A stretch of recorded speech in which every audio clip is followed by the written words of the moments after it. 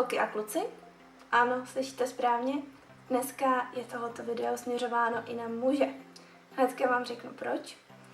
Mám pro vás tohleto parádní líčení, které je moje nejoblíbenější a nosím ho úplně nejčastěji. Za prvé, protože je to jednoduché, za druhé, protože mě to nesmírně baví a za třetí, dostávám na něj nejvíc komplimentů a to hlavně od mužů. Vůbec netuším proč. Takže budu moc ráda, když i vy, muži, se dneska na to video podíváte a řeknete mi, proč se vám líbí tohleto nalíčení. Moc ráda bych to věděla. Je to pro mě záhada.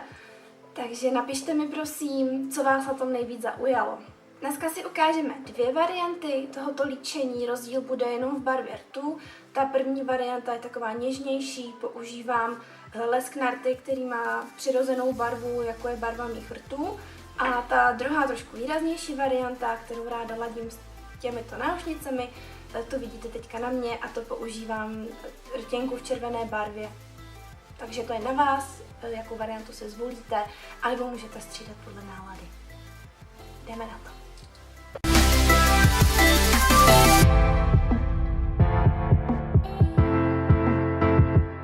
Tak pro to moje nejoblíbenější líčení budu používat tuhletu sestavu barev. Mám tam barvu espresso, potom oříškově hnědou a jemně třpitivou tělovou, vybranou tvářenku v odstínu Sunny Spice, která je asi moje nejoblíbenější, protože ji nikdy nemůžete dát prostě příliš, nejde to. Hodí se pro bledule, hodí se i pro opálenou pleť a fakt se to nedá přehnat. Takže doporučuji i pro začátečníky, když si nejste jistí, jak si třeba aplikovat tvářenku, hlavně kolik, nebo nechnete to množství, tak s touhle tvářenkou se bát nemusíte.